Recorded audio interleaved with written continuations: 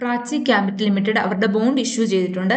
Interest റേറ്റിനും ടെന്നറിനും സീരീസിനനുസരിച്ച് വ്യത്യാസങ്ങൾ വരുന്നതാണ്. 3 സീരീസുകളാണുള്ളത്. അത് ഏതെല്ലാം സീരീസ് ആണ് നമുക്കൊന്ന് കണ്ടു നോക്കാം. 5 വർഷത്തെ ടെന്നറിന്റെ ഇൻട്രസ്റ്റ് റേറ്റ് എന്ന് പറഞ്ഞത് 13%. 4 വർഷത്തെ ടെന്നറിന്റെയോ 12.75%. 3 വർഷത്തെ ടെന്നറിന്റെ എന്ന് പറഞ്ഞാൽ 12.5% ഇൻട്രസ്റ്റ് റേറ്റ് വരുന്നത്. 3 സീരീസുകളിലും ഇൻട്രസ്റ്റ് പേ ഔട്ട് വരുന്നത് മന്ത്ലി ആണ്. അതുപോലെ നമ്മൾ കമ്പനിയെ കുറിച്ച് നോക്കുകയാണെങ്കിൽ കമ്പനി ഒരു നോൺ ബാങ്കിങ് ഫിനാൻഷ്യൽ ഇൻസ്റ്റിറ്റ്യൂഷൻ ആണ്. 2010 സ്റ്റാർട്ട് ചെയ്തത്. ഒരു സ്മോൾ മീഡിയം സ്കെയിൽ ബിസിനസ് ആണ്.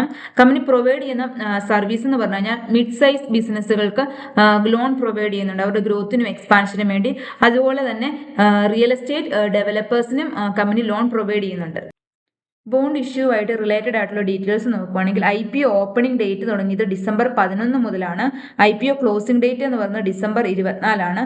അലോട്ട്മെന്റ് ഡേറ്റ് എന്ന് പറഞ്ഞാൽ December 29. ഫേസ് വാല്യൂ 1000 രൂപയാണ്. മിനിമം ഇൻവെസ്റ്റ്മെന്റ് എമൗണ്ട് എന്ന് പറയുന്നത് 10,000 രൂപയാണ്. IPO സൈസ് അതായത് 75 കോടി രൂപയ്ക്കാണ് ബോണ്ട് ഇഷ്യൂ ചെയ്യുന്നത്. ലിസ്റ്റിംഗ് ഡേറ്റ് വരുന്നത് December 30. ക്രിസിൽ റേറ്റിംഗ് എന്ന് പറഞ്ഞാൽ BBB നെഗറ്റീവ് ആണ്. മോഡറേറ്റ്ലി റിസ്ക് വരുന്നുണ്ട്. ഇപ്പം നമ്മൾ ഈ ബോണ്ടിൽ ഇൻവെസ്റ്റ് ചെയ്യുവാണെങ്കിൽ നമുക്കൊരു മീഡിയം റിസ്ക് ഉണ്ട്. കമ്പനിയുടെ 2 വർഷത്തെ ഇൻകം സ്റ്റേറ്റ്മെന്റ് നോക്കുകയാണെങ്കിൽ ഇവിടെ എമൗണ്ട് തന്നിരിക്കുന്ന ലക്ഷത്തിലാണ്. ഇപ്പം ഞാൻ പ്രസന്റ് ചെയ്യുന്നത് കോടിയിലാണ്.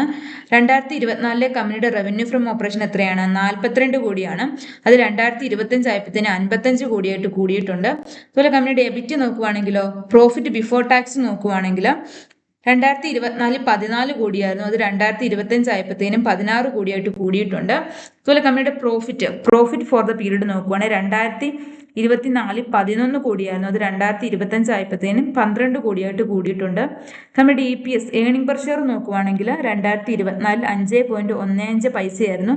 അത് 2025 ആയപ്പോഴത്തേനും 5.79 പൈസയായിട്ട് കൂടിയിട്ടുണ്ട്. അതുപോലെ നമ്മൾ കമ്പനിയുടെ ബാലൻസ് ഷീറ്റ് നോക്കുകയാണെങ്കിൽ കമ്പനിക്ക് കഴിഞ്ഞ ഫിനാൻഷ്യൽ ഇയറിലെ ഫിനാൻഷ്യൽ അസറ്റ് കറണ്ട് അസറ്റ് എന്ന് പറയുന്നത് 357 കോടിയാണ്.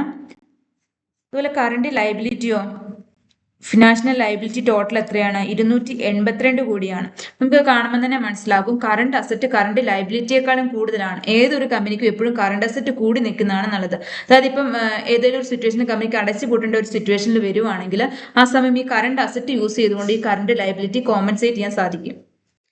അതുപോലെ നമുക്ക് ഡെപ്റ്റ് ഇക്വിറ്റി റേഷ്യോ കണ്ടുകൊണ്ട് കമ്പനിക്ക് എന്തോരം കടം ഉണ്ടെന്ന് നമുക്ക് മനസ്സിലാകും. അത് നമുക്ക് അറിഞ്ഞിരിക്കുന്ന ടോട്ടൽ ഇക്വിറ്റിയും ടോട്ടൽ ലയബിലിറ്റിയാണ്. ഇപ്പോൾ ടോട്ടൽ ഇക്വിറ്റി 86 കോടിയാണ് വരുന്നത്. ടോട്ടൽ ലയബിലിറ്റി എന്ന് പറഞ്ഞാൽ 371 കോടിയാണ്. 371 കോടിയിൽ 86 കോടിയും കൂടി വരുന്നുണ്ട്. അത് കുറച്ചതിന് ശേഷമായിരിക്കും നമ്മൾ total liability divide by total equity ചെയ്യുന്നത്. അപ്പോൾ നമുക്ക് ഒരു 3.2 ആണ് വരുന്നത്. അപ്പോൾ നമുക്ക് മനസ്സിലാവും കമ്പനിക്ക് നല്ല രീതിയിൽ ഒരു കടം കാണാൻ സാധിക്കും. പിന്നെ അത് മാത്രം നമ്മൾ നോക്കിയിട്ട് കാര്യമില്ല. കമ്പനി പിന്നെ ഒരു സ്മോൾ സ്കെയിൽ കമ്പനിയാണ്. കമ്പനി ഗ്രോയിങ് കമ്പനിയാണ്. അപ്പം കമ്പനിക്ക് ഗ്രോയിങ് ആയിട്ടുള്ള കമ്പനിക്ക് തുടക്കത്തിലുള്ള ചെറിയ ചെറിയ കമ്പനികൾക്ക് കടം ഇച്ചിരി കമ്പാരിറ്റീവ്ലി കൂടുതലായിരിക്കും. എന്തെങ്കിലും അങ്ങനെയാണെങ്കിലും കമ്പനിക്ക് ചെറിയ രീതിയിൽ കടം ഉണ്ടെന്ന് നമുക്ക് പറയാം. കമ്പനിയുടെ 2 വർഷത്തെ ക്യാഷ് ഫ്ലോ സ്റ്റേറ്റ്മെന്റ് നോക്കുകയാണെങ്കിൽ 2024 40 കോടി നെഗറ്റീവ് ആണ് വരുന്നത്. 2025 ആയപ്പോഴത്തേനും 34 കോടി നെഗറ്റീവായിട്ട് കുറഞ്ഞിട്ടുണ്ട്.